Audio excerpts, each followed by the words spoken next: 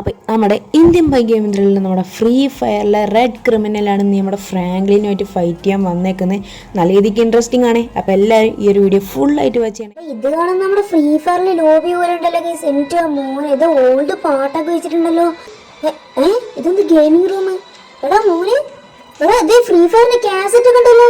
എടാ മോനെ എന്തായാലും ഒന്ന് ഓണാക്കി സ്റ്റാർട്ട് കൊടുക്കട്ടെ, ഗെയിം നോക്കട്ടെ. അല്ല ഞാനങ്ങനെ ഇവിടെ എത്തി. ഇവിടെ അങ്ങനെ പോകാം. ഓന് പുറത്തോട്ട്.